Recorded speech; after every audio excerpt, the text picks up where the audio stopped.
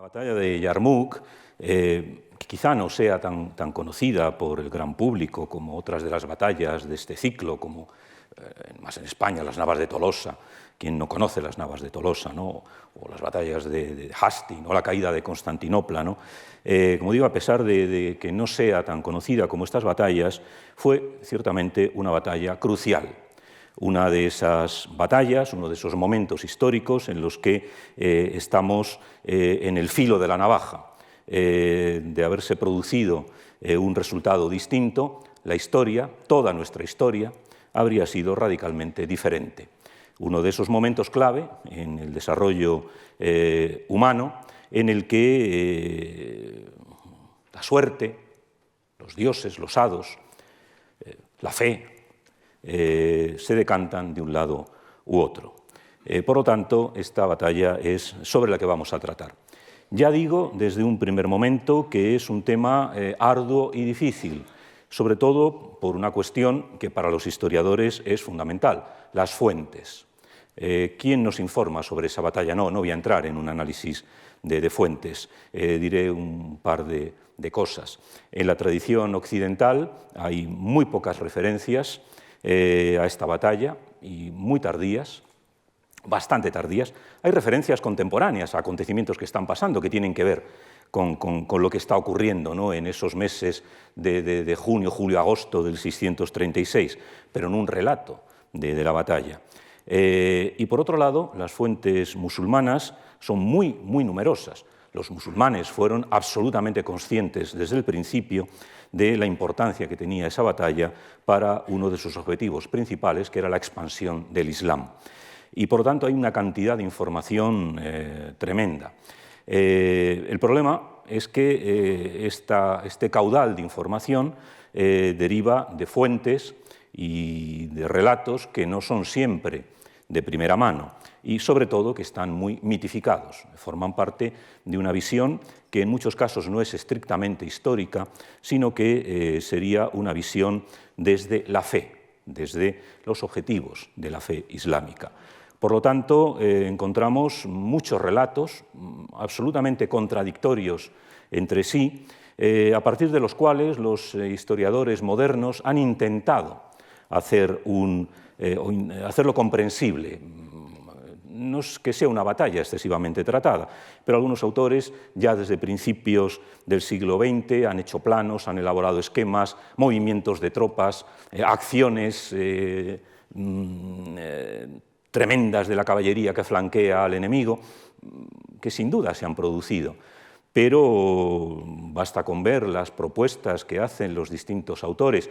Me refiero a los autores que han trabajado sobre el tema, no los que han tomado datos de otros autores y los han reproducido, para ver las diferencias abismales que hay sobre esta batalla. De lo único de lo que estamos seguros es de que ganaron los musulmanes y de que perdieron los bizantinos, y que esa pérdida fue terrible. Con muchas bajas, también hablaremos de las bajas, pero con un resultado evidente. El emperador Heraclio no quiso o no pudo reconducir la situación e intentar contraatacar. Y pocos años después los musulmanes se hicieron con el control de Jerusalén y muy pocos años después con el control de Alejandría, que les abría el camino hacia Occidente y a sus posteriores conquistas, sin entrar en la frontera oriental, ¿no? La conquista de Irak, la conquista del imperio sasánida. Por lo tanto, vamos a empezar por el principio. Antes de la batalla vamos a empezar a ver la situación que tenemos unos cuantos años antes de la batalla. El emperador Heraclio. El emperador Heraclio es uno de los emperadores más importantes, a pesar de esta tremenda derrota, de lo que podríamos llamar la primera etapa del imperio bizantino. Tuvo grandes éxitos, no la batalla de Yarmouk, pero tuvo grandes éxitos. Llega al poder en una situación bastante complicada, la usurpación de Focas, del emperador Focas, un individuo que sale de los rangos del ejército y que consigue dar un golpe de Estado y acaba con otro buen emperador que había llegado a un acuerdo importantísimo con los persas, el emperador Mauricio, del que también hablaremos, porque o fue autor o se hizo en su época y para su servicio un libro fundamental para entender cómo funcionan los ejércitos bizantinos en estos momentos del siglo VI y VII de la era, el Strategicon. El gobierno de Focas fue un gobierno tremendo. Consiguió, como digo, irritar a los persas, que habían confiado en Mauricio, provocaron una situación de bastante caos y hubo que recurrir, incluso la propia familia política del emperador Focas tuvo que recurrir a una sublevación. Consiguieron convencer al exarca de Cartago, que se llamaba también Heraclio, para que enviara a su hijo Heraclio a tomar medidas. En el fondo es una usurpación, pero la de Focas también había sido una usurpación.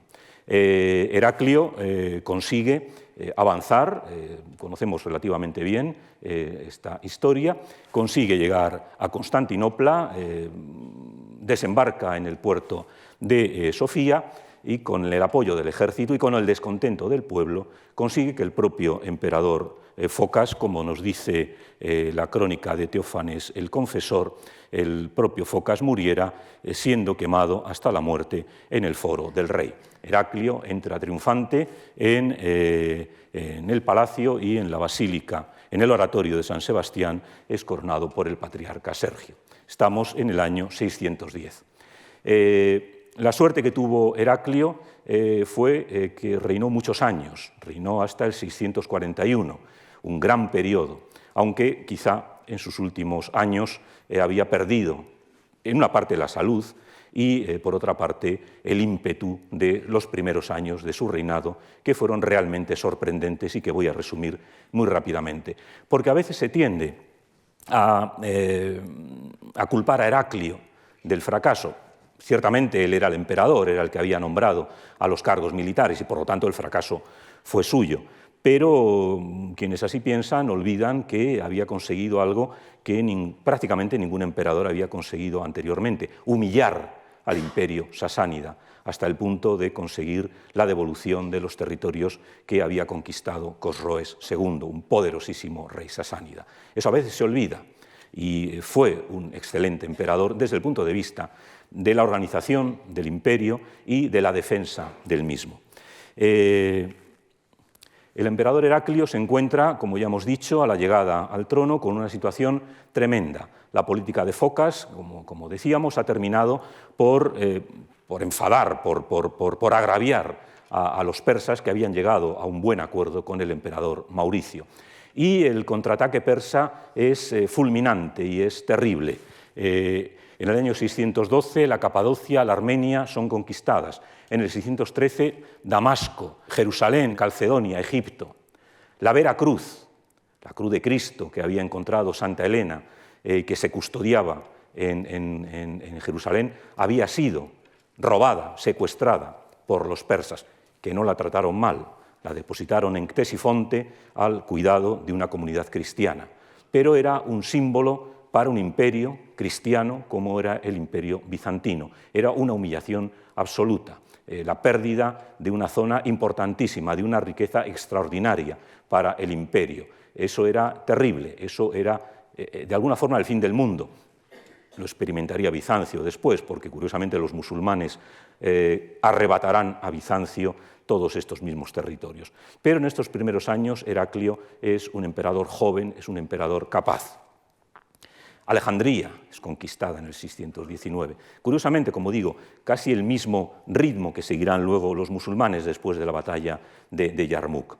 En este magnífico programa, ¿no?, de Piero de la Francesca, ¿no?, en la capilla Bacci de la ciudad de Arezzo, unas pinturas extraordinarias, encontramos perfectamente representada toda la historia de la Veracruz, ¿no?, desde que vuelve a surgir en el sueño de Constantino hasta que es arrebatada por los persas y Heraclio tiene que recuperarla. Heraclio inicia un contraataque muy rápido, porque no es este el tema de nuestra conferencia, un contraataque rápido. Es una guerra larga, pero una guerra tremenda. Heraclio al frente de sus ejércitos, cosa que no era frecuente desde hacía tiempo. Heraclio lleva a cabo campañas terribles, sube a alturas de 1000 metros, de 1000 y pico metros con la nieve, con su ejército, inverna en mitad de territorio enemigo, es decir, son unas campañas auténticamente épicas las que lleva a cabo Heraclio, hasta que al final el éxito le corona. En el año 628 se hace con el control de Dastgard, el gran palacio de los reyes sasánidas. Allí obtiene un botín espectacular que las fuentes nos registran y recupera 300 estandartes romanos de distintas épocas. Recuerden que la guerra de los romanos contra los persas, la guerra de Occidente contra los persas es antiquísima, desde las guerras con los aqueménidas, las guerras con los partos, las guerras con los sasánidas. Fue siempre el gran enemigo de los griegos, de los romanos, de los bizantinos. La victoria de Heraclio, que lleva a la muerte, derrocamiento y muerte de Cosroes II, con la colaboración de su hijo, lleva a la firma de la paz. Roma, cuando hablo de Roma, hablo del Imperio Romano de Oriente, del Imperio Bizantino. Roma ha sufrido, Roma de alguna manera se ha depauperado, y esto tendrá importancia para lo que vendrá después. Pero los persas también. Para los persas la guerra ha sido también muy dura, y el tratado de paz que se firma permite la recuperación de Mesopotamia, Siria, Palestina, Egipto. La propia Veracruz es devuelta a los bizantinos, ¿no? Es el triunfo. Heraclio ha derrotado, quizá por vez primera, de forma palpable. Justiniano también había tenido sus éxitos, como sabemos, pero fue una derrota importante. Quizá, y como expresa en muchas ocasiones muy bien querido amigo el profesor Fernando Quesada, a veces una tregua no es más que la pausa para volver a hacer la guerra. No sabemos lo que hubiera ocurrido, ¿no? Porque el imperio sasánida desaparece inmediatamente después. Pero lo cierto es que en este momento la victoria de Heraclio es tremenda, es espectacular. En el año 630 protagoniza una peregrinación, que vemos aquí también en este otro fresco del mismo programa de Piero della Francesca, a Jerusalén para devolver a su sitio la Veracruz, el símbolo, ¿no?, de la fe cristiana, el símbolo del triunfo, de la recuperación de Jerusalén. Por lo tanto, es un elemento importante y además asume Heraclio un título que a partir de entonces será el característico de los emperadores bizantinos, el título de Basileus, el título de rey. Hasta ese momento los emperadores bizantinos habían seguido utilizando más o menos la nomenclatura de tradición romana, pero ahora, puesto que en griego el Basileus es casi por definición lo que nosotros llamamos el gran rey, el rey de Persia, al haber derrotado al rey de Persia, Heraclio se ve legitimado para asumir ese título por vez primera, que, como ya digo, será el que los emperadores bizantinos seguirán utilizando hasta el 1453. Por lo tanto, es un éxito en toda regla. Ha sido una guerra compleja, una guerra en la que la propia Constantinopla ha sido objeto de asedio, en una acción combinada, por una parte con los ávaros y eslavos y por otra parte con la flota persa, que no llegan a nada porque seguramente falta coordinación.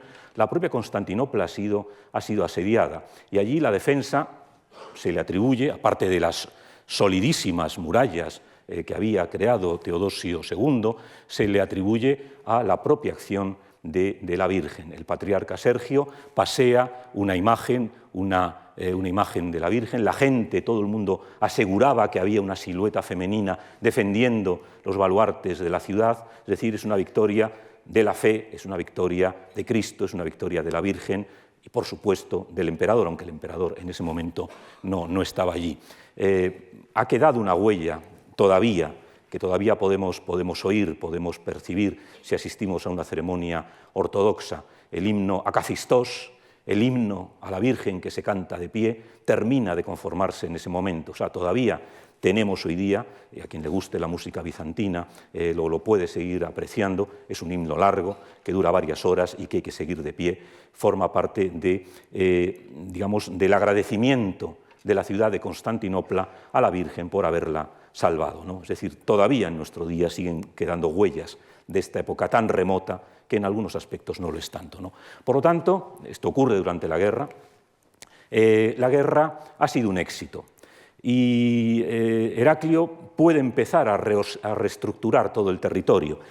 Una reestructuración que hubiera implicado distintos elementos: recuperar las zonas ocupadas, restablecer el sistema impositivo romano, fundamental, restablecer las autoridades civiles y eclesiásticas romanas, es decir, lo que hubiera sido un sistema de restauración normal.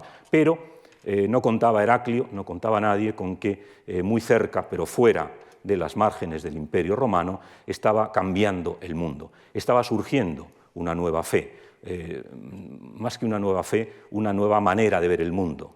El Islam es una fe, pero es una forma de ver el mundo.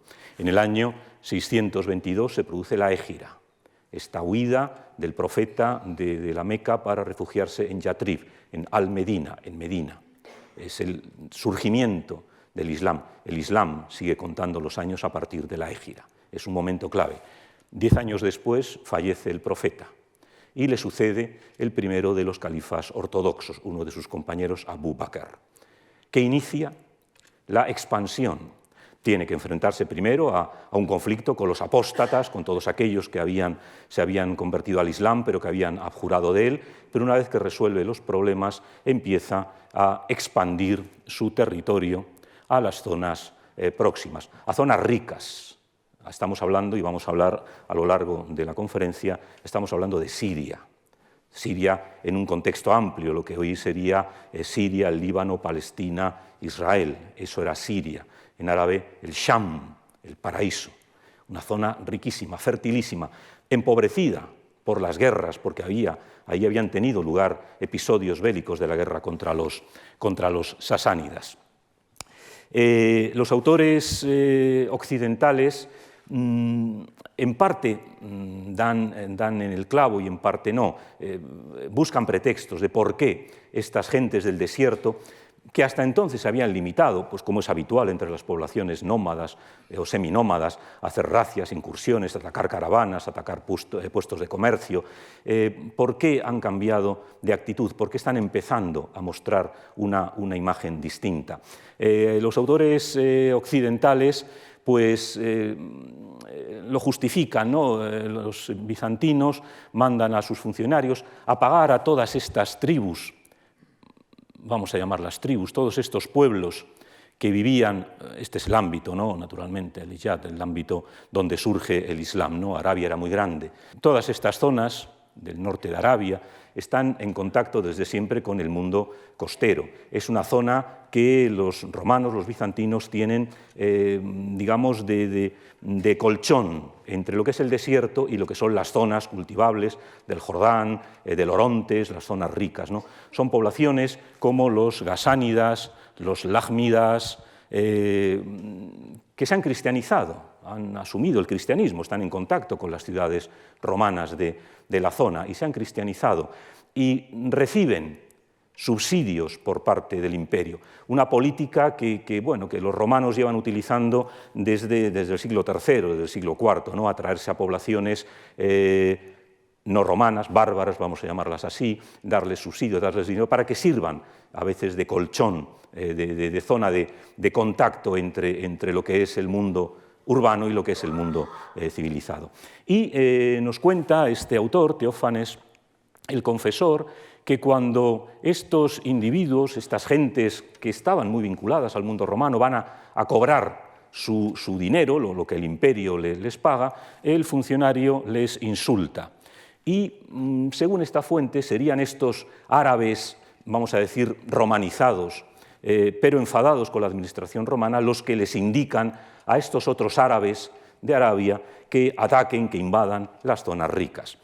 Posiblemente es una explicación muy sencilla, muy pueril. La expansión del Islam no tiene que ver probablemente con estos elementos, tiene que ver con la cuestión económica, sí, pero tiene también que ver con esta visión del Islam de expandir su fe, de extender su fe, ¿no? Que forma parte de su propia raíz.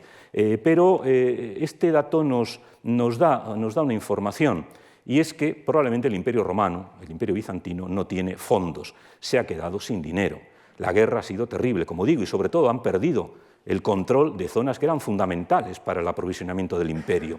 Por lo tanto, este pequeño pasaje seguramente nos está revelando una realidad. Roma no puede pagar a todos aquellos cientos y miles de personas que se han acostumbrado a vivir del subsidio romano, pero que hacen una función fundamental para Roma, que es proteger, defender estos territorios. Esto quizá Roma se ha dado cuenta, pero quizá no tiene fondos suficientes. Ese es el problema que aquí tenemos, ¿no? Ha habido casos, el profesor Quesada recordaba en su presentación la batalla de Adrianópolis.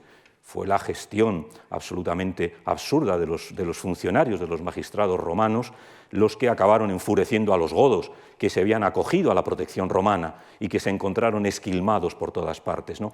Es una situación distinta, pero hasta cierto punto parecida. Roma no fue capaz en estos años cruciales de mantener a sus aliados más o menos conformes, lo cual seguramente provocó el enfado de muchos de ellos, muchos de los cuales acabaron pasándose al Islam. El Islam es una religión relativamente fácil de admitir, eso prueba el éxito que tuvo, y muchas de estos pueblos, de estas tribus que habían convivido durante milenios con las tribus que primero se islamizaron, vieron una manera fácil de cambiar de postura pasándose al Islam.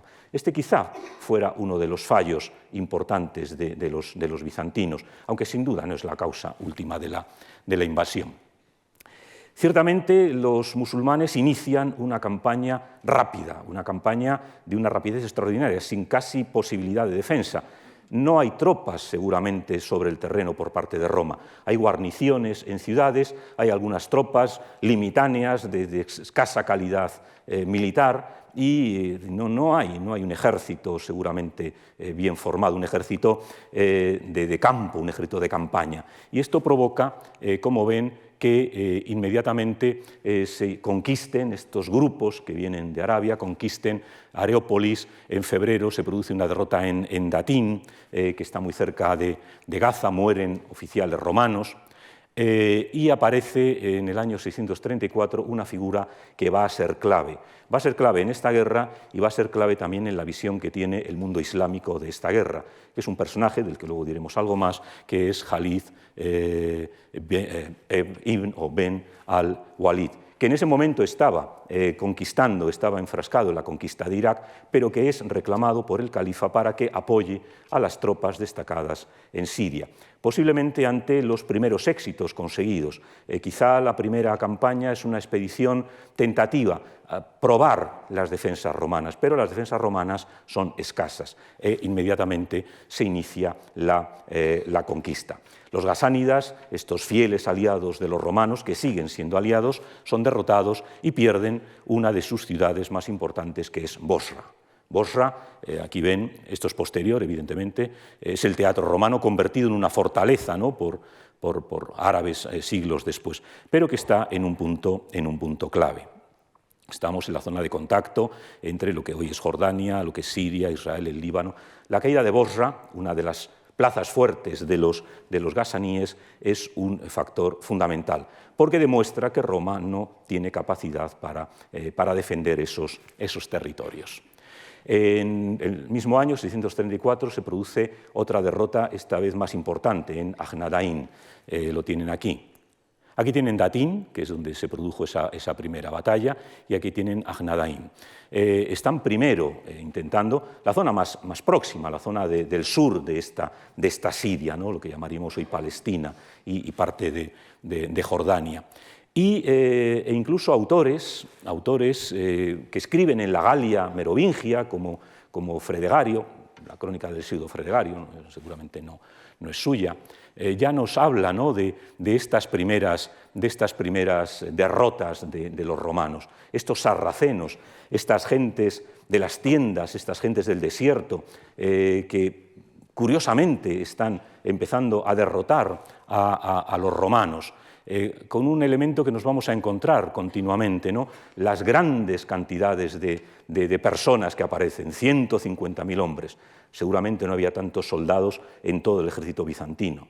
La exageración en las cifras, como veremos después, va a ser una constante a lo largo de todo este relato, ¿no? Pero ya aparece. Y luego estos actos que no sabemos muy bien cómo interpretar.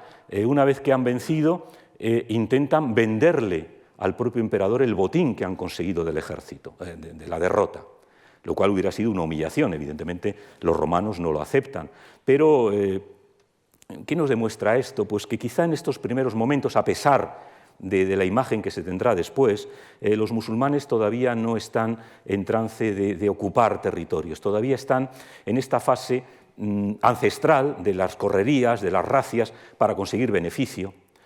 No tienen inconveniente en intentar vender lo que han conseguido al emperador para conseguir líquido, para conseguir cash.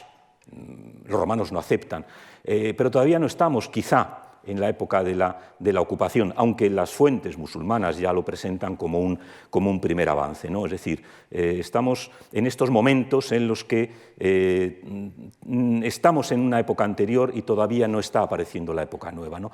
Pero la batalla de Gnadain es importante porque implica una primera derrota importante del ejército bizantino. Y encontramos algún testimonio contemporáneo, no sobre la guerra como tal, sino sobre la situación de inseguridad que esa derrota está provocando. El patriarca de Jerusalén, Sofronio, que fue nombrado ese mismo año, del que conocemos varios escritos, que por tanto son absolutamente contemporáneos, nos habla ya de la preocupación que está ocurriendo. Les proporciona una autoridad fuerte y poderosa sobre todos los bárbaros, pero especialmente sobre los sarracenos, destruyendo su orgullo. Alguien desde Jerusalén, que está muy cerca, todavía no ha pasado nada, pero está pasando. Y Sofronio, en una carta, en una epístola sinódica, donde habla de problemas teológicos, evidentemente, aprovecha para hacer esta reflexión absolutamente contemporánea.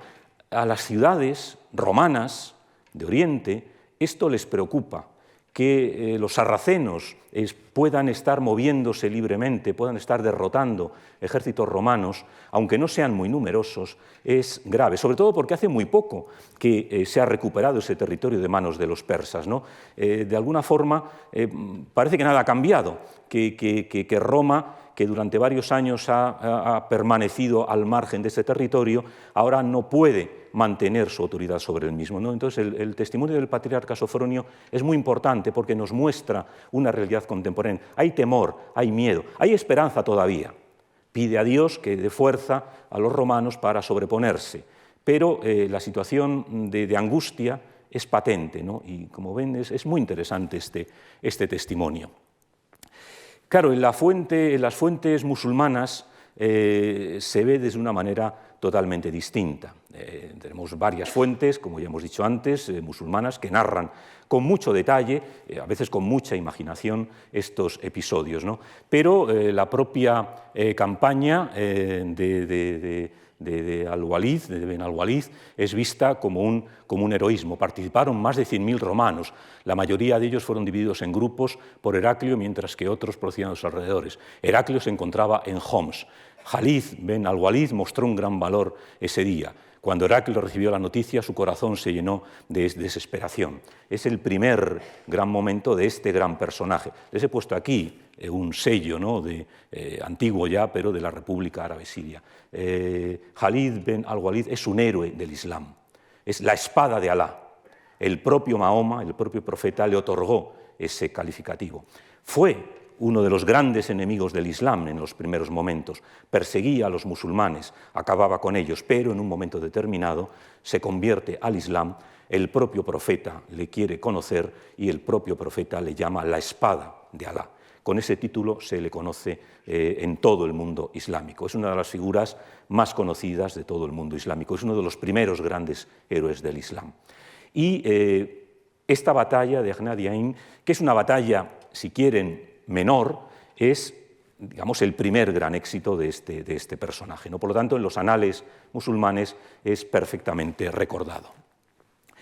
El propio Sofronio, puesto que meses después de la batalla ya vamos viendo cómo el control musulmán es cada vez más fuerte en el territorio. Ya el propio patriarca Sofronio ya no habla de una situación de inseguridad, ya dice que ya no se puede ir desde Jerusalén a Belén. Les he puesto esta imagen del famosísimo mosaico de Madaba, que es casi contemporáneo.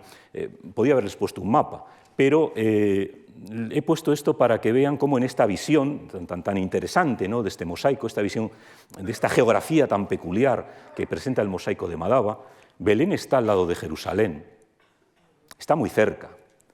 Pero imagínense lo que es para un cristiano no poder ir en la Navidad del 634 a Belén, donde ha nacido Cristo. Es una situación tremenda. A la vez que la de los filisteos, así ahora el ejército de los impíos sarracenos ha capturado la divina Belén y nos impide el paso hacia ella, amenazando con la matanza y la destrucción. Belén ha caído. Es decir, el avance musulmán, que en un primer momento se veía como un riesgo, cada vez es más sólido. Los musulmanes están ocupando territorio, están ocupando ciudades, están dando el paso de la simple correría al control del territorio. Jerusalén todavía no va a caer, pero Belén, que en esta visión, insisto, está muy cerca de Jerusalén, Belén ya ha caído, ya no se puede ir a Belén. Y eso para un cristiano de Jerusalén, evidentemente, es una cosa terrible, ¿no? Es decir, vamos viendo cómo poco a poco vamos avanzando.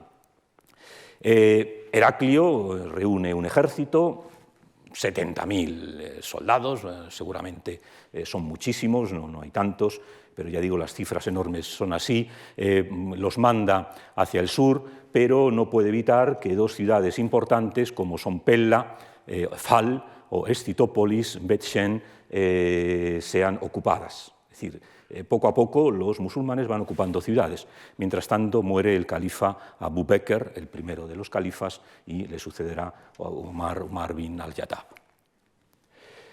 El primer gran golpe, el golpe realmente importante, será el ataque a Damasco.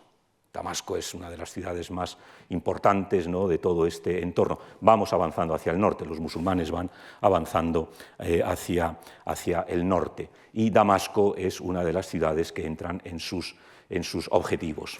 Y como dice uno de los autores musulmanes, Al-Tabari, los musulmanes se volvieron más deseosos de conquistarlas. Antes de eso, los musulmanes habían considerado sus campañas como incursiones. Si hacía frío, los hombres regresaban. Es decir, cuando llegaba el invierno, la gente volvía a sus lugares de origen, a sus tribus, y esperaban hasta la primavera o el verano siguiente.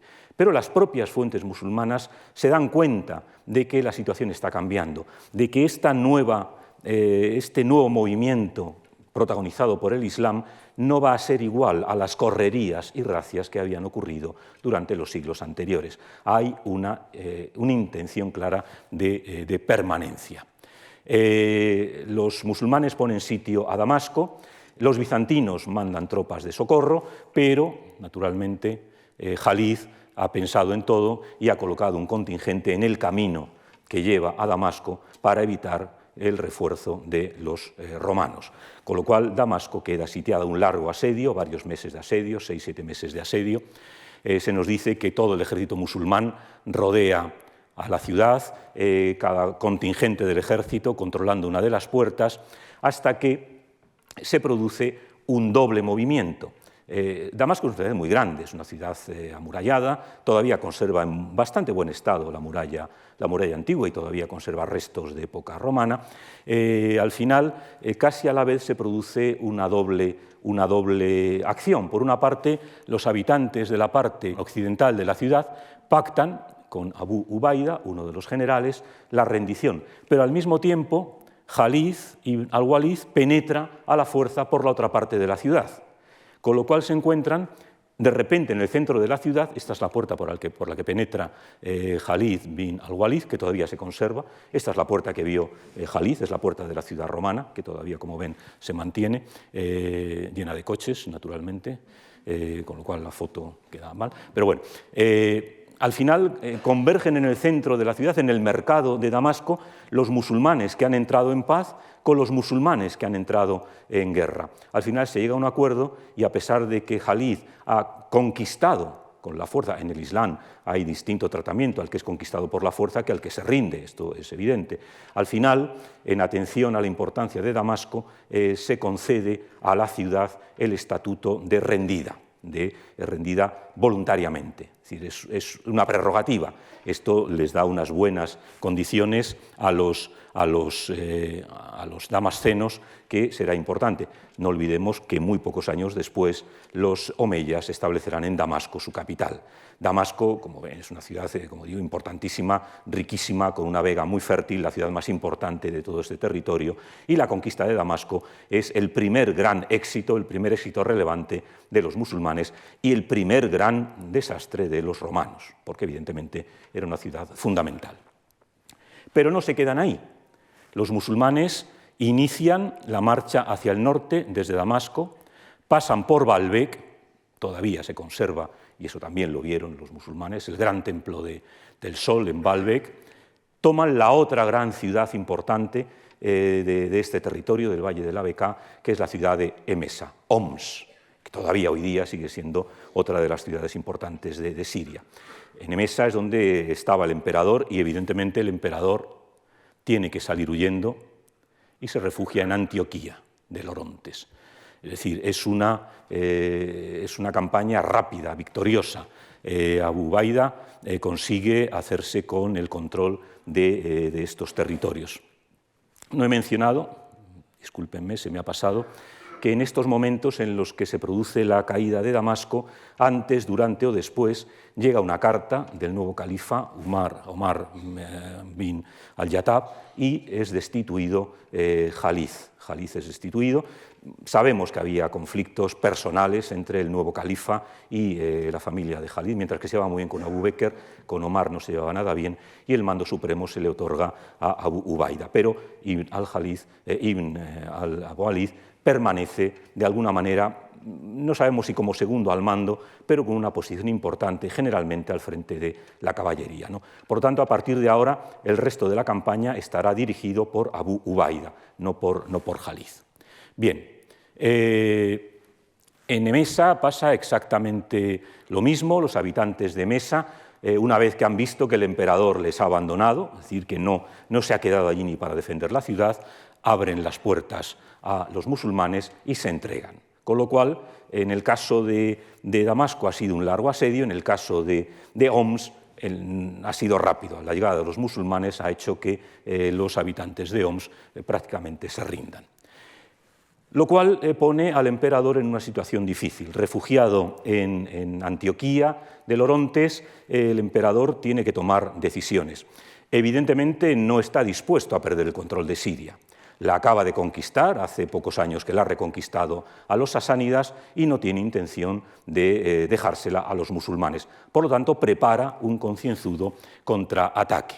Recluta un gran ejército de griegos, sirios, mesopotamios y armenios, que sumaban unos 200.000, las cifras, como ven, son enormes, el autor es un autor musulmán, envía como vanguardia a estos valiosísimos aliados, a los gasaníes, a Yabala, que es el líder, el rey de los gasaníes, que además tenía la consideración de patricio romano también, es decir, era ciudadano romano, aunque era rey de los gasaníes, y envía como avanzadilla, junto con esos ejércitos, al sur de Siria, a estos contingentes.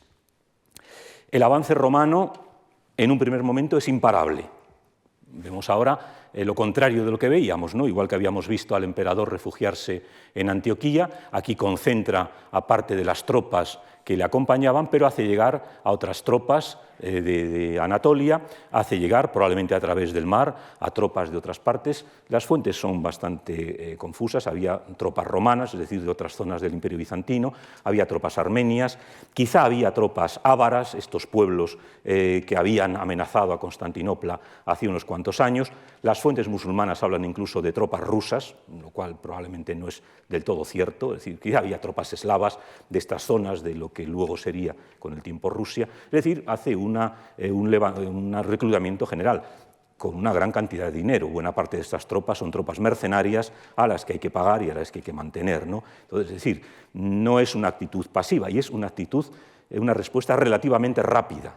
Es decir, prácticamente al año siguiente, Heraclio ha montado un nuevo ejército para responder a esta invasión y deshacen el camino andado. Cuando llegan a Emesa, los musulmanes abandonan Emesa, no plantean resistencia. siguen avanzando hacia Damasco. Damasco es abandonada también, es decir, no se plantea ninguna resistencia, pero los musulmanes se van retirando hacia el sur, hacia la zona del río Yarmouk.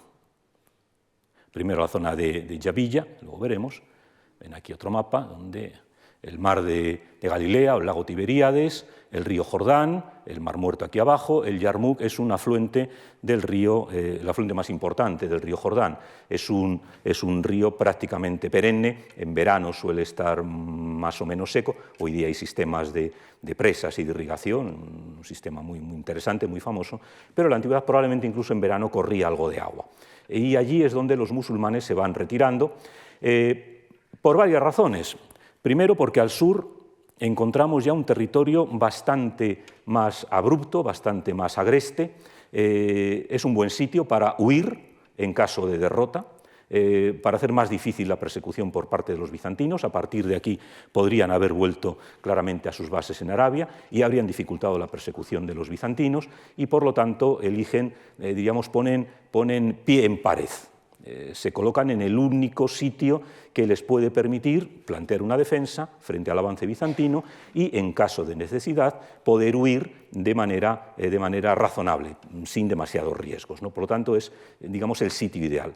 Y hasta allí conducen a los bizantinos que van en su persecución. Hay un primer enfrentamiento en Yavilla, que está muy cerca de donde nos movemos. Esto es el lugar de la batalla más o menos, donde la victoria es de los musulmanes, pero aún así posiblemente consideran que Yavilla no es el sitio más adecuado para esta defensa y deciden retirarse hacia el valle del Yarmouk. Yavilla es una victoria musulmana, a pesar de todo. Es decir, los bizantinos, que seguramente tienen que aclimatarse, pensemos que, como hemos dicho, hay tropas de muchas partes del imperio que no han combatido.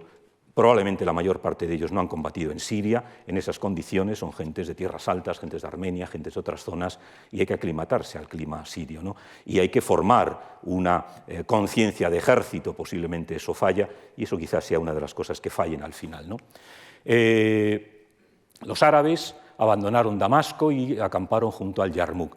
Y hay una noticia interesante que nos da una fuente cristiana, una fuente de estas anónimas. Hay muchas crónicas anónimas, ¿no?, en la Edad Media. La llamada crónica del año 1234, como digo, es una fuente cristiana, no es una fuente musulmana, lo cual es más interesante.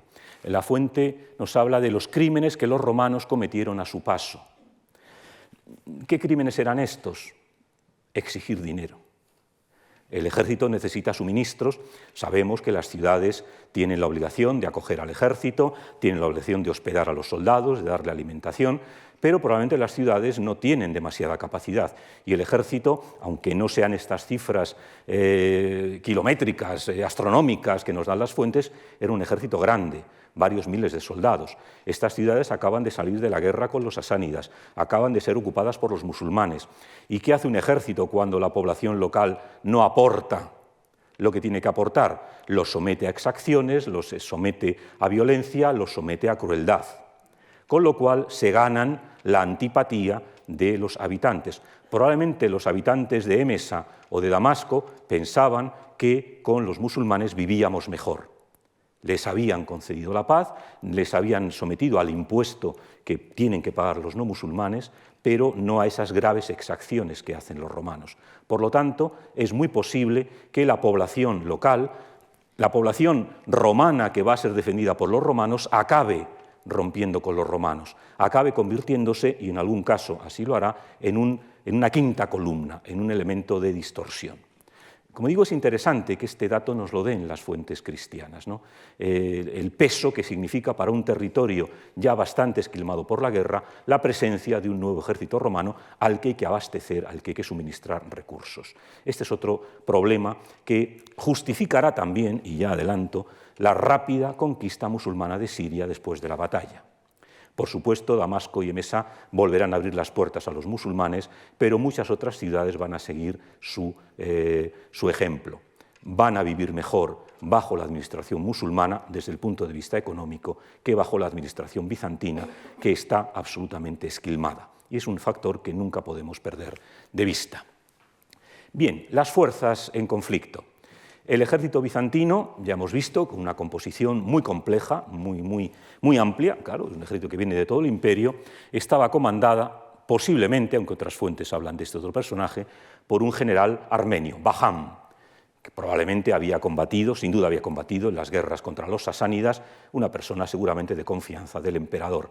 Y el segundo al mando, aunque en otras ocasiones se le pone como el primero al mando, es un personaje que se llama Teodoro Tritorio, que no es el hermano del emperador. El hermano del emperador se llamaba Teodoro también, que había sido derrotado y tuvo que refugiarse en Constantinopla, donde su hermano no le veía muy bien. Algunos autores los confunden a los dos Teodoros, pero este Teodoro era otro personaje, era un saquelarios, era un tesorero.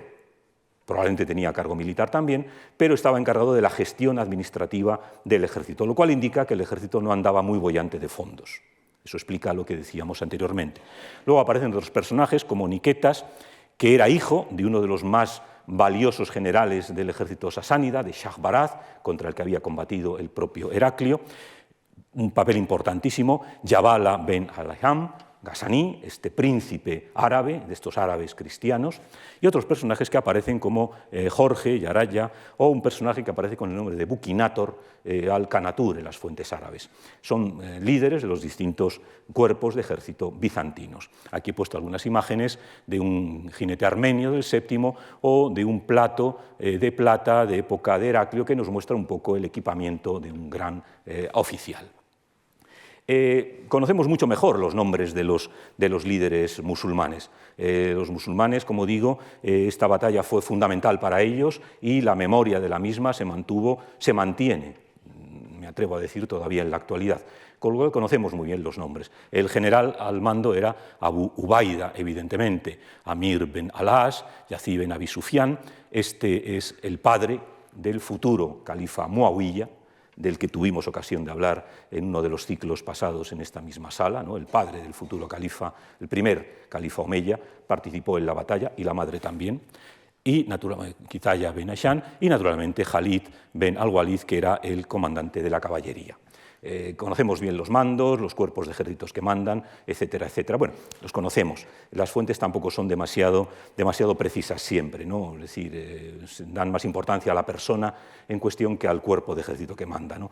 Con lo cual a veces tenemos contradicciones severas. Pero bueno, conocemos los nombres no solo de estas personas. A veces las fuentes musulmanas nos dan los nombres de los que murieron en un día concreto de la batalla, porque para el Islam todos los que mueren en la yihad son mártires y por lo tanto hay que conservar el nombre de los mártires, con lo cual los autores musulmanes nos dan nombres y nombres, decenas de nombres. No conocemos, digamos, bastante bien el personal que estaba en el ejército musulmán.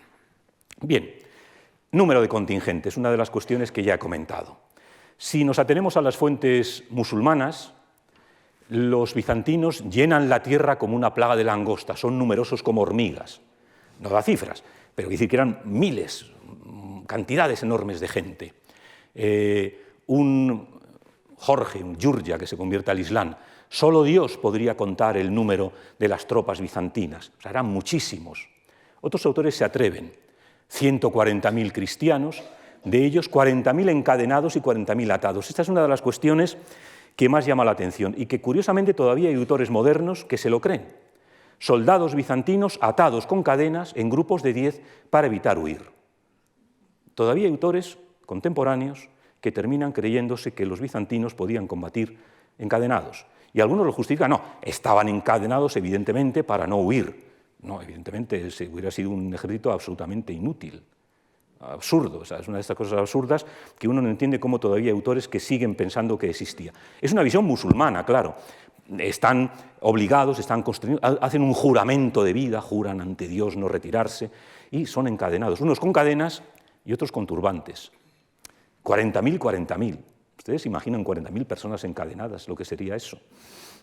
Imposible de pensarlo. Bueno, las fuentes musulmanes lo dicen y aparecen en ocasiones en el combate, ¿no? Es una de estas visiones que, como digo, todavía hay quien admite.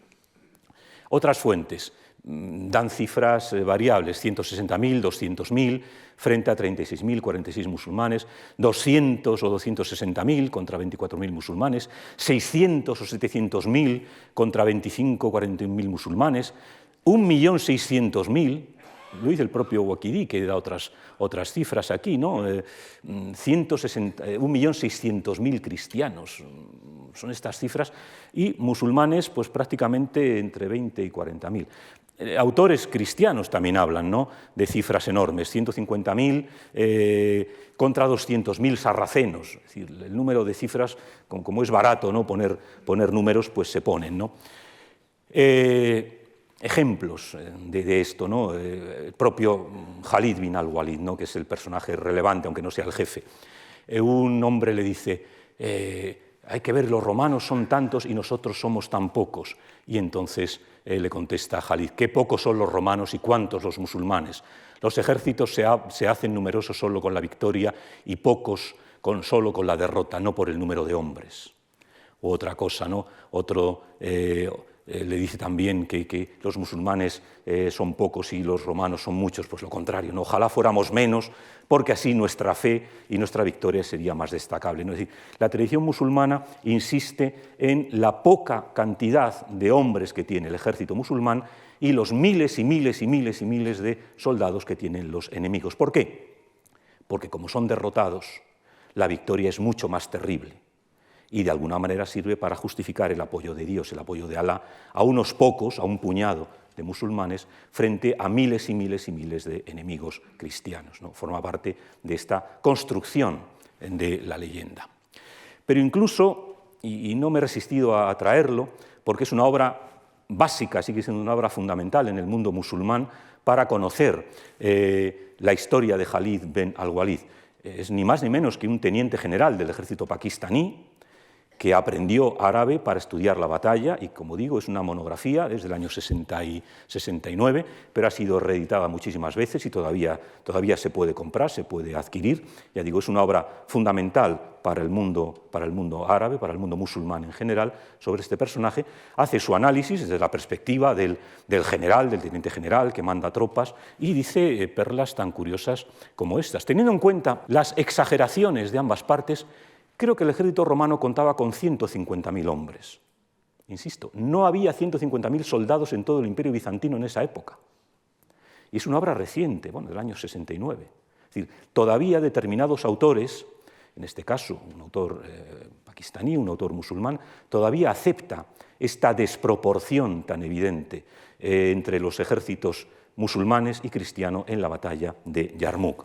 Proporción de 1 a 4, de un musulmán por cada 4 enemigos. Es decir, hasta tal punto esta imagen de los autores musulmanes ha tenido tanto eco en la tradición historiográfica contemporánea, que esto es, como digo, el libro de referencia. Cualquier musulmán al que le interese, y cualquiera no musulmán, evidentemente, porque la verdad está traducida al inglés y la podemos leer todos, como yo me la he leído, por lo menos una parte. Cualquier interesado en la biografía de Khalid bin al-Walid que lea esta obra aceptará, porque lo hace un general que además analiza las fuentes, analiza los datos, sabe que están exagerados los datos, todavía sigue admitiendo que había 150.000 bizantinos en el campo de batalla de Yarmouk, lo cual es imposible.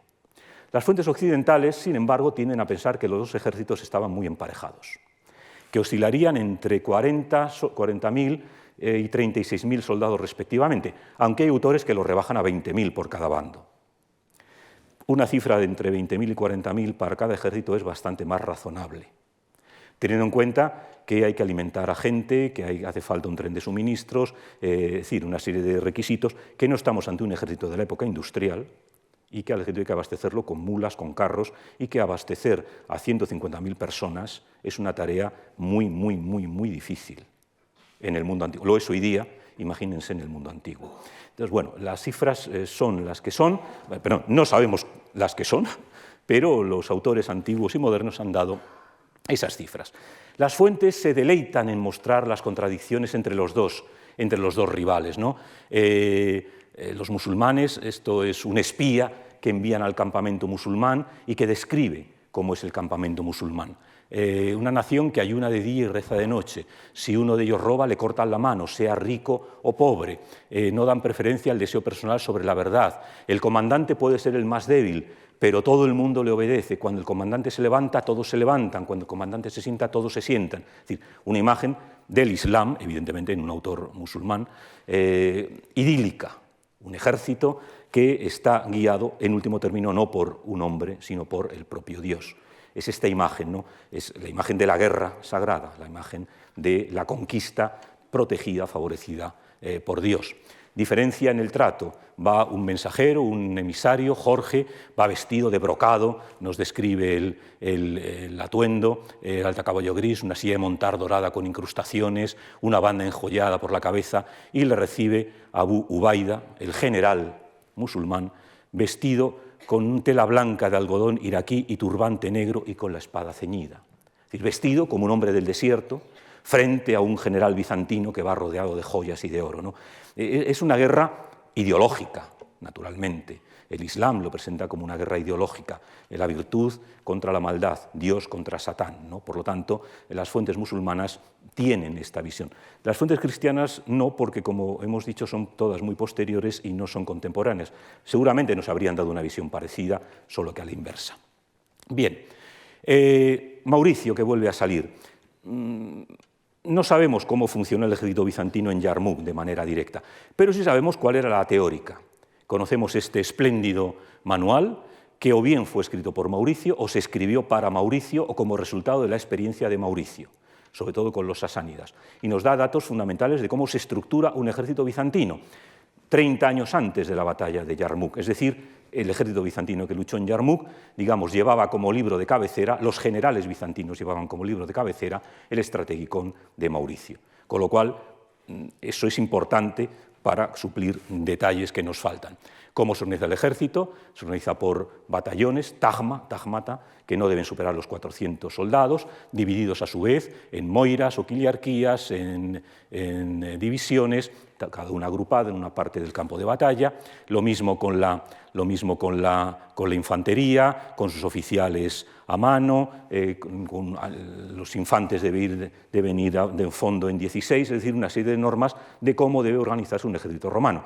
No cabe duda de que, aunque fuera un ejército bisoño, el ejército de Heraclio se organizó según estos sistemas que estaban ya realmente acreditados. Autores modernos han interpretado estos datos de cómo funcionaba la caballería, dividida en dos grandes grupos, los cursores y los defensores, caballería de ataque, caballería de defensa, con reserva en la parte de retaguardia, con el jefe en el centro, las unidades de infantería, precedidas y flanqueadas por la infantería ligera, de arqueros y honderos, fundamentales en la batalla, como veremos, y luego los cuadros, los tajmata, formados por lanceros y lanzadores de jabalina. Este sería el despliegue teórico del ejército romano, que no hay por qué dudar que se utilizó en la batalla de Yarmuk. Los musulmanes, en cambio, tienen otro modelo. Son grandes líneas organizadas por distintos tipos de combatientes y una caballería, tanto la infantería como la caballería, organizadas según contingentes tribales. La vinculación con la tribu es fundamental en este mundo árabe, en este mundo islámico, y por lo tanto los ejércitos funcionan con sus propios jefes tribales y agrupados en estructuras tribales. La caballería es importante y se determinará decisiva.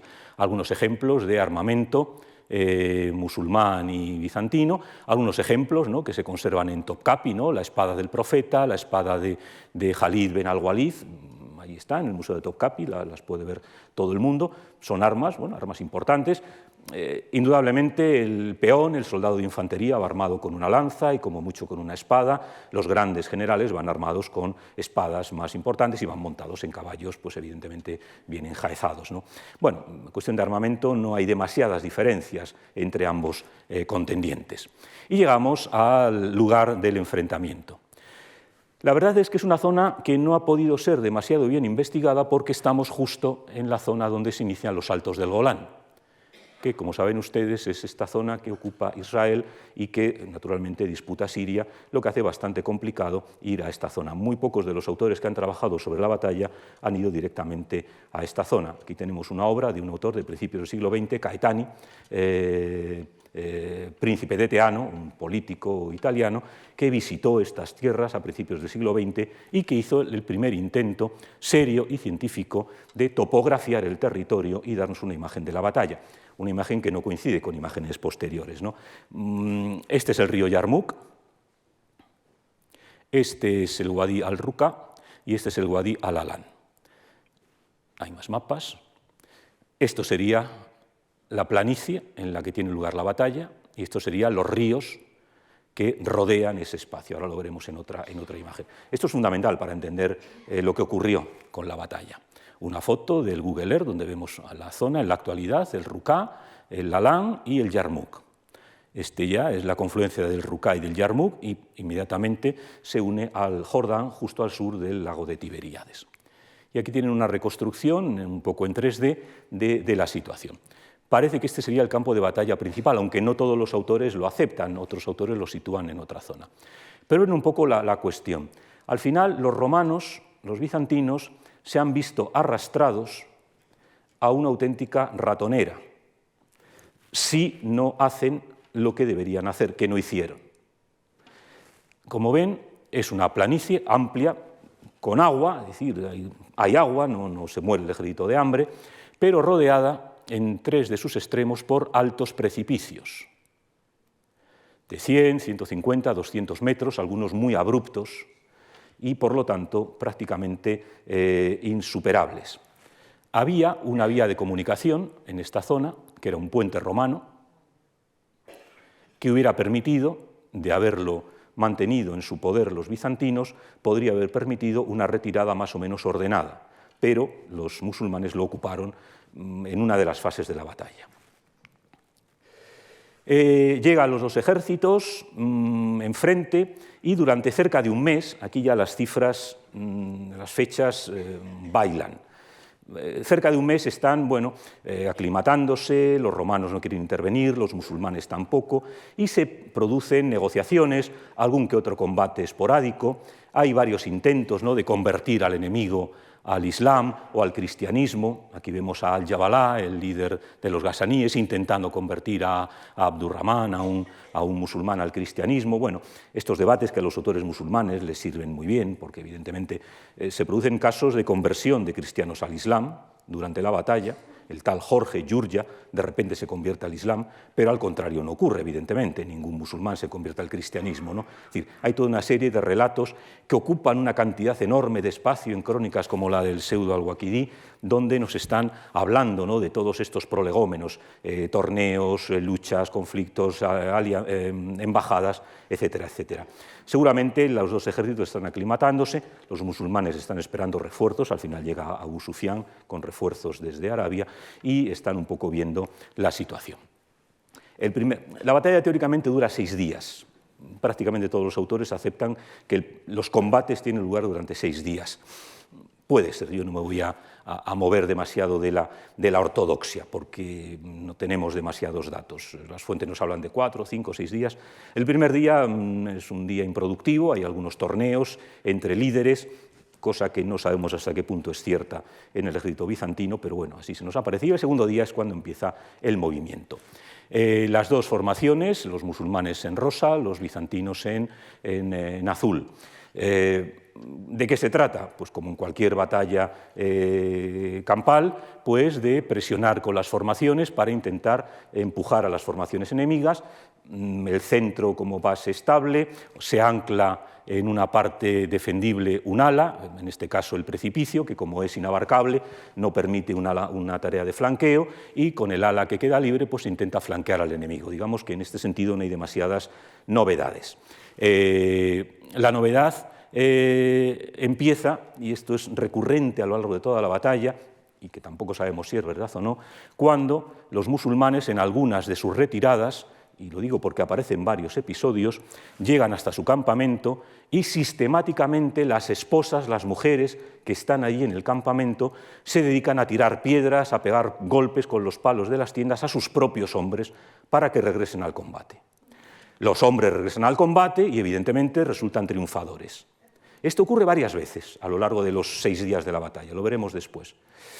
¿Es verdad o no? Puede ser. Es evidente que los musulmanes se mueven como los cristianos. Los bizantinos también llevan un equipo donde van mujeres, quizá no sus mujeres, o sí sus mujeres. Hay muchos más combatientes, quizá en los ejércitos antiguos, que no combatientes, ¿no? Pero bueno, aquí se quiere destacar la fortaleza de la mujer musulmana, que es la que pone en orden a sus maridos, a sus esposos, cuando retroceden. El primer día parece que los bizantinos consiguen empujar a los musulmanes hasta la zona del campamento y allí son rechazados una vez que se reanudan. Pero ya parece que es evidente la importancia de la caballería de Al-Walid, que en una posición de defensa acude a apoyar a aquellos contingentes que lo necesitan. Mientras que las formaciones de infantería y de caballería bizantinas permanezcan juntas, de alguna manera tiene poco éxito, porque la caballería apoya a la infantería, sobre todo la caballería pesada, los catafractos y, sobre todo en estas condiciones, la caballería ligera que proporcionan los gasaníes. Con lo cual, mientras que caballería e infantería vayan más o menos juntas, no hay demasiadas posibilidades de derrotar al enemigo.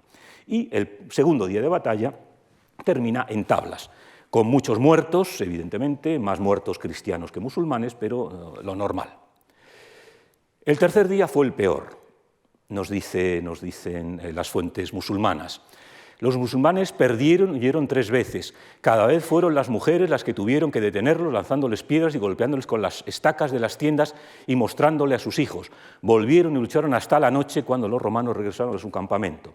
Es decir, al tercer día también las mujeres aparecen.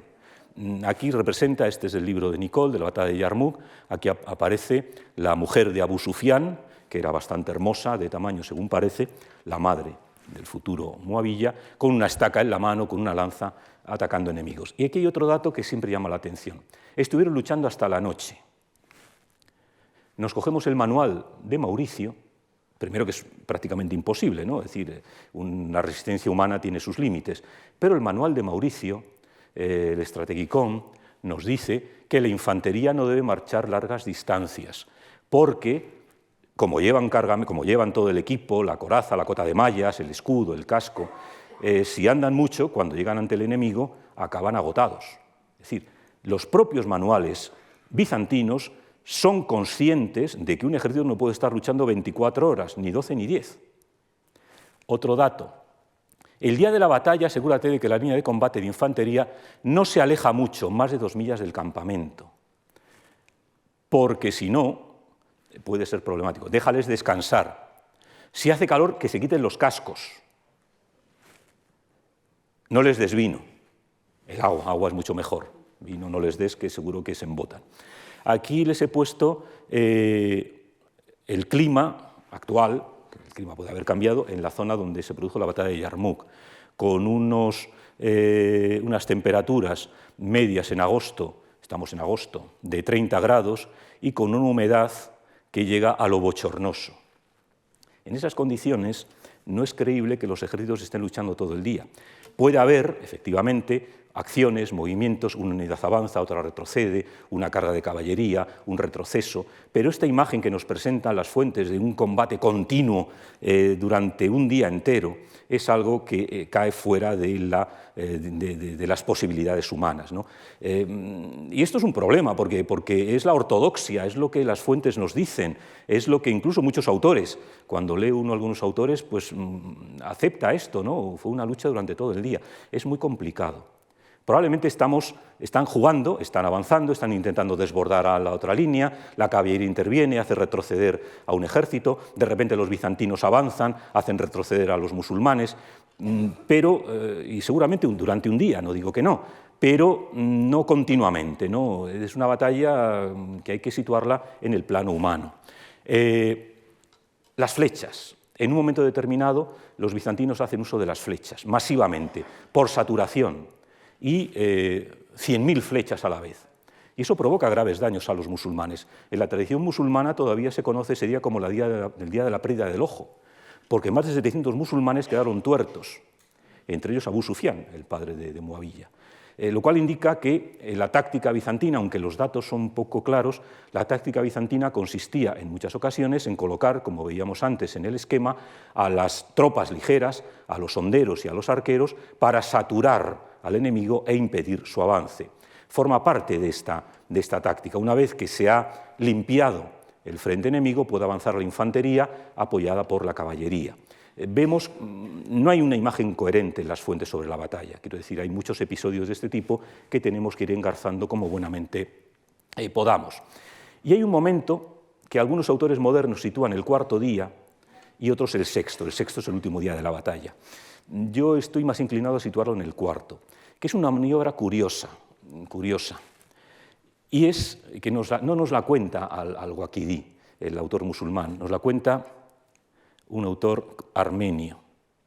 Y es una curiosa maniobra. Los musulmanes fingen que retroceden,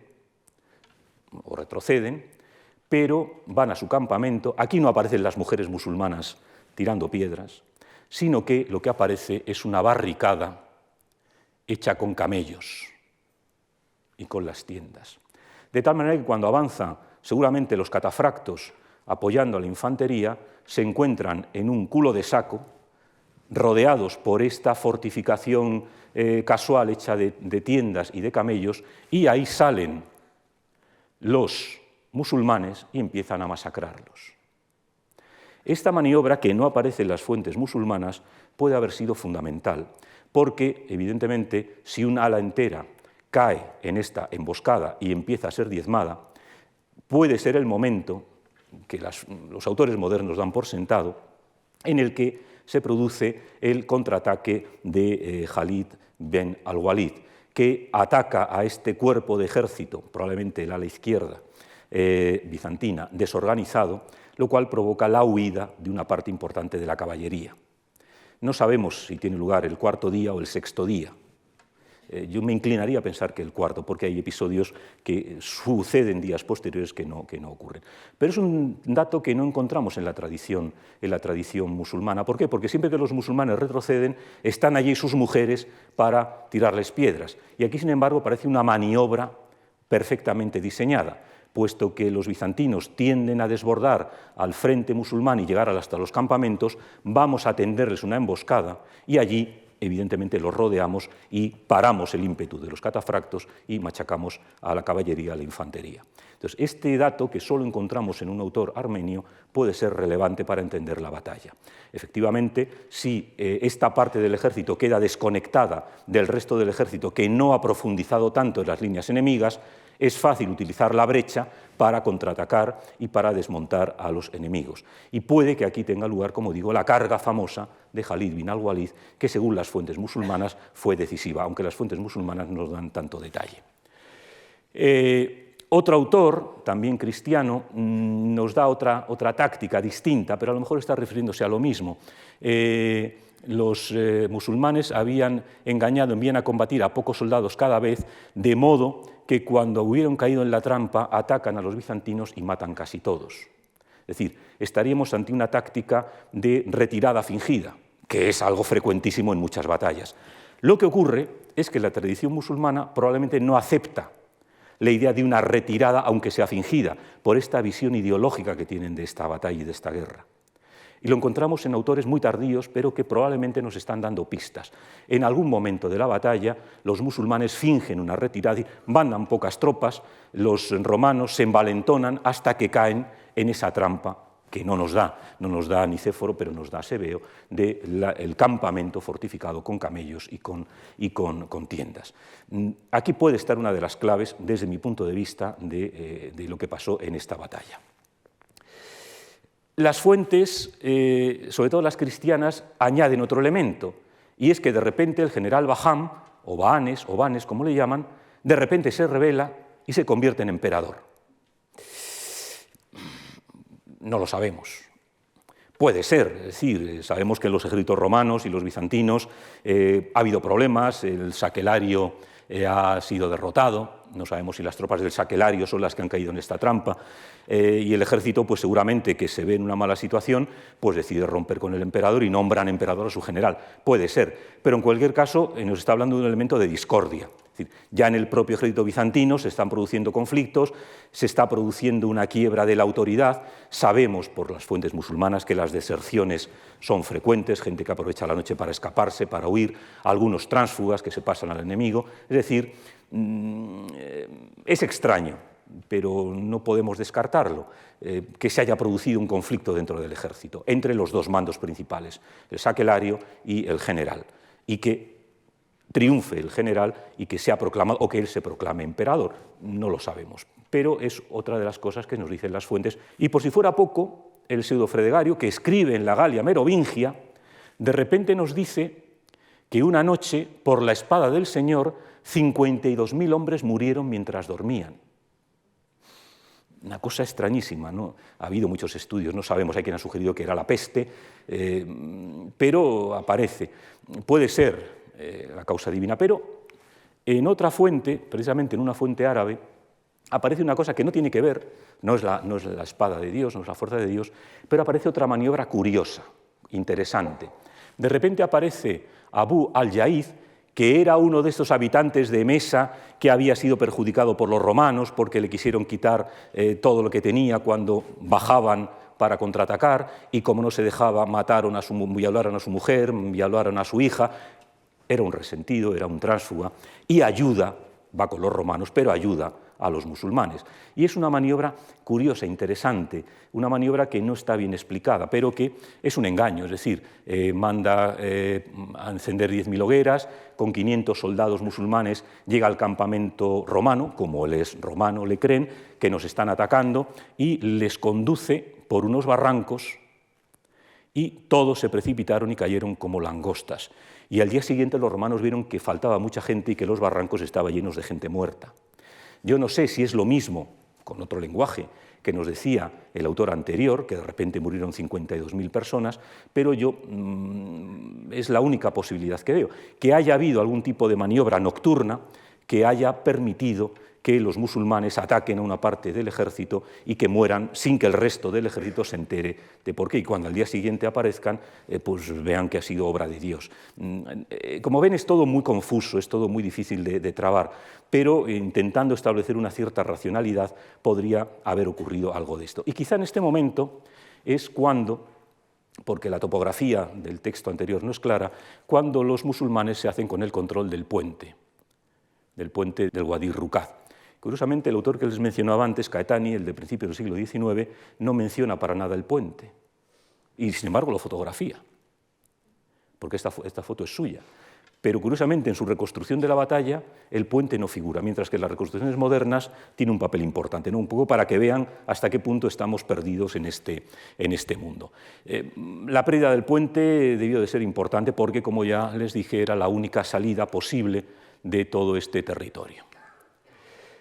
El quinto día, Baham se da cuenta de que la cosa está perdida y el quinto día se dedica a intentar establecer contactos con los musulmanes, mandarles embajadas para llegar a términos con ellos, para rendirse o para capitular. Casi lo consigue, de no ser porque Walid, que está allí, le dice a Abu Ubaida: «Oh comandante, no aceptes, pues no les queda esperanza». Es decir, está claro que con esta acción nocturna, con esta acción divina, el ejército bizantino ha quedado muy tocado, con la propia disensión entre el propio ejército, si Baham se ha hecho emperador o no, si el saquelario Teodoro está a favor o en contra, o si son sus tropas las que han salido. La situación en el campamento bizantino debía de ser tremenda. Desconfianza, sensación de caos. Y los musulmanes lo aprovechan porque no aceptan la rendición.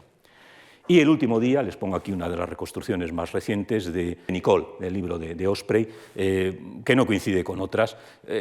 Se forman nuevamente los dos ejércitos, pero al primer empuje de los musulmanes el ejército bizantino se desmorona, probablemente ha perdido el apoyo de la caballería, sin duda ha perdido la moral de combate, sin duda ha perdido muchos hombres y muchos suministros, y lo que se produce es una debacle. Los soldados abandonan sus formaciones y se lanzan a la huida. Probablemente algunos intentan ir hasta el puente, pero el puente está tomado por los musulmanes y a muchos no les queda más que intentar escaparse por los precipicios. Y los precipicios son una trampa mortal.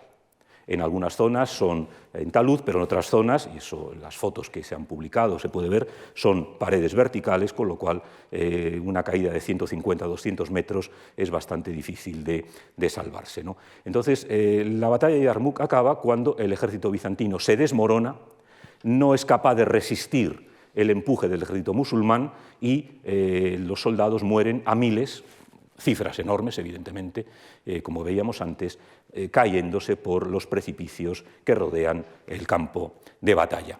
Y por si fuera poco, en algunas fuentes aparece además una tormenta de arena, para terminar de complicarlo, que son bastante frecuentes.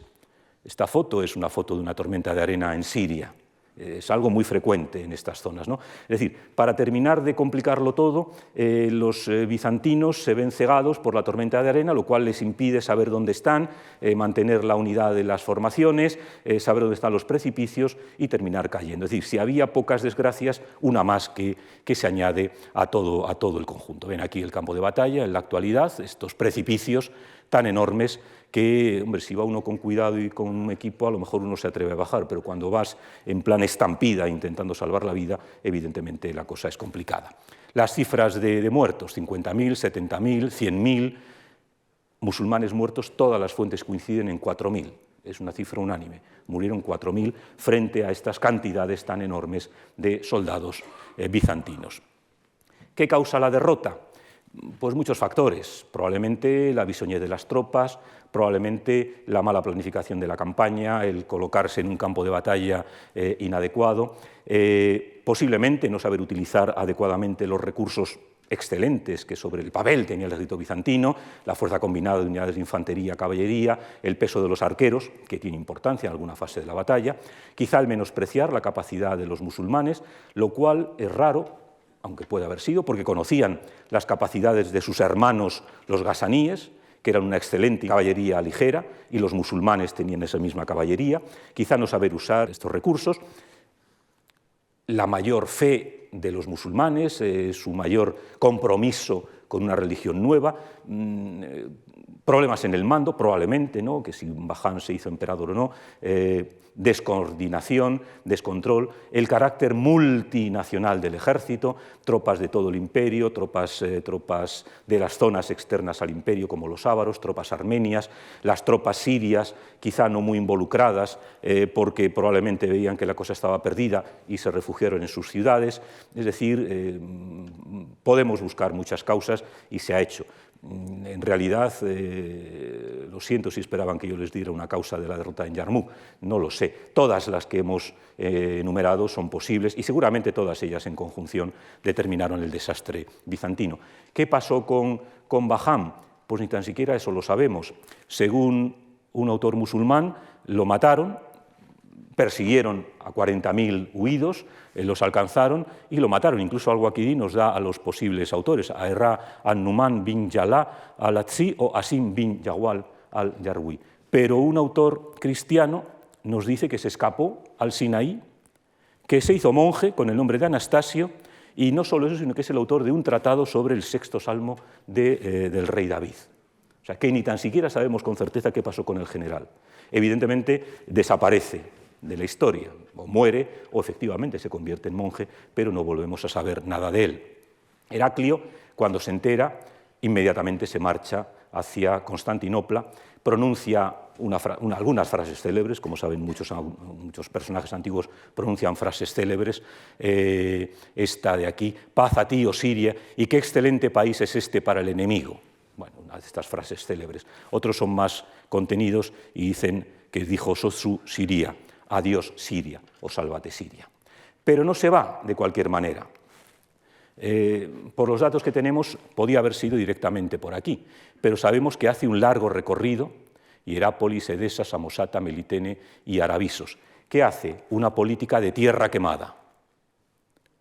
Va desalojando fortificaciones, va desalojando poblaciones, asoló las fortalezas para que los musulmanes no pudieran encontrar nadie allí. La zona entre Alejandreta y Tarso. Quema la ciudad de Malatia, Melitene, para que los musulmanes no puedan ocupar. Desaloja lo que va a ser la frontera entre el Islam y el Imperio bizantino durante mucho tiempo. Algunos piensan que Heraclio se fue corriendo, aterrorizado, terriblemente, incluso con síndrome postraumático, pero parece que no. Se retiró, evidentemente, pero intentó dejar una zona, esta zona de seguridad, una zona vacía, una zona desértica, para impedir que los musulmanes siguieran avanzando hacia el norte, cosa que consiguió, al menos temporalmente, ¿no? Por lo tanto, la batalla, como dice Teófanes el Confesor, fue, lo pongo aquí, la primera y terrible caída del ejército romano. En el título he puesto bizantino, para no confundir, pero lo que dice la fuente es el ejército romano. 638, 2 años después, cae Jerusalén. Afortunadamente para los bizantinos se habían llevado la cruz a Constantinopla. En el 641 muere Heraclio y en el 642 cae Alejandría. Nuevamente, lo que habían hecho los sasánidas, que había recuperado Heraclio, vuelve a caer, pero esta vez en manos del Islam. La conquista de Egipto, como saben ustedes, les abre el camino al Mediterráneo, les abre el camino al norte de África, les abre el camino al Magreb y en el 711 les abre el camino a la península ibérica. Esa es una de las consecuencias de la batalla de Yarmuk. Muchísimas gracias por su atención y buenas tardes.